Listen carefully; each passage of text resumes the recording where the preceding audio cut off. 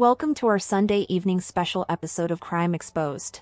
Today we are going to expose the Toolbox Killers, so get ready and subscribe to our channel for more content.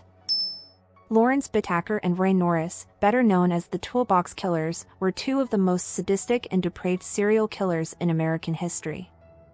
The duo committed a series of brutal murders in California in the late 1970s, using a toolbox filled with tools to torture and kill their victims. This video explores their horrific crimes and the aftermath of their arrests. Early life and criminal history. Lawrence Bittaker was born on September 27, 1940, in Pittsburgh, Pennsylvania. He was raised by his mother and stepfather and had a troubled childhood. He dropped out of school in the 9th grade and joined the U.S. Army in 1959. He served in Germany for 2 years before being discharged. After leaving the Army, Bittaker began a life of crime. He was arrested for burglary in 1961 and spent the next 18 years in and out of prison for various offenses, including theft, drug possession, and assault. Roy Norris was born on February 5, 1948, in Greeley, Colorado. He was raised by his mother and stepfather and also had a troubled childhood. He dropped out of high school and joined the U.S. Navy in 1965.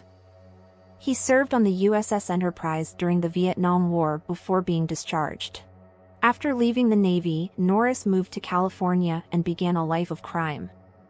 He was arrested for burglary in 1969 and spent the next several years in and out of prison for various offenses, including theft, drug possession, and rape. The murders. Bittaker and Norris met in prison in 1977 and quickly became friends.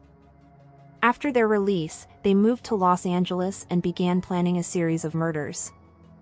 Their first victim was 16-year-old Lucinda Lynn Schaefer, whom they abducted on June 24, 1979.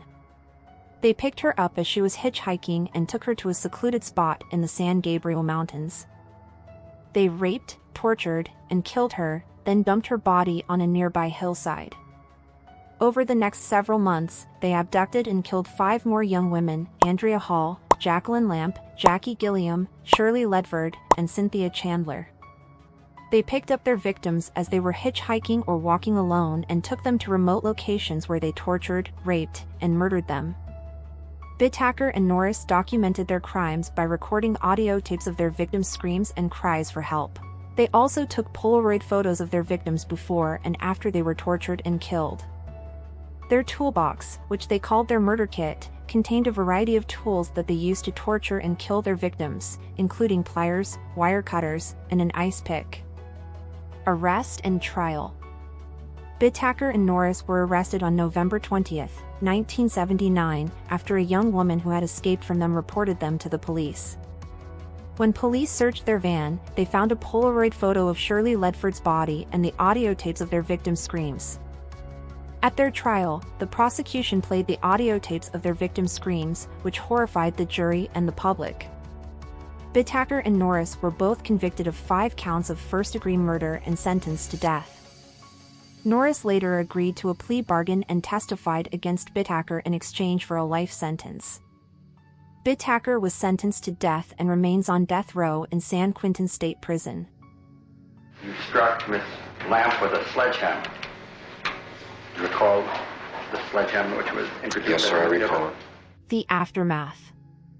The Toolbox Killers' crimes had a profound impact on the families of the victims, the community, and the criminal justice system in California. For the families of the victims, the pain and trauma of their loss lasted for years. They were forced to relive the horror of their loved ones' murders during the trial and the media coverage that followed. The fact that Bittaker and Norris had recorded their victims' screams and cries for help added an extra layer of cruelty to their crimes. The families of the victims were haunted by the knowledge that their loved ones had suffered unspeakable pain and terror before they died. The community was also deeply affected by the Toolbox Killers' crimes.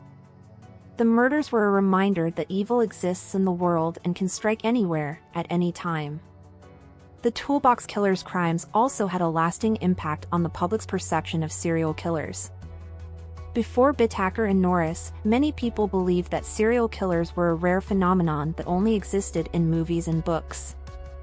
The Toolbox Killers shattered that illusion and showed that serial killers are real, and they can be lurking in any community. The murders exposed the dark side of human nature and forced people to confront the fact that evil exists in the world.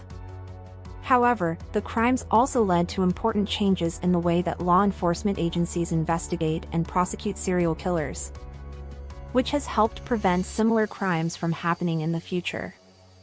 We hope you enjoyed this video, so please make sure to subscribe to our channel for more content. We will see you in the next video.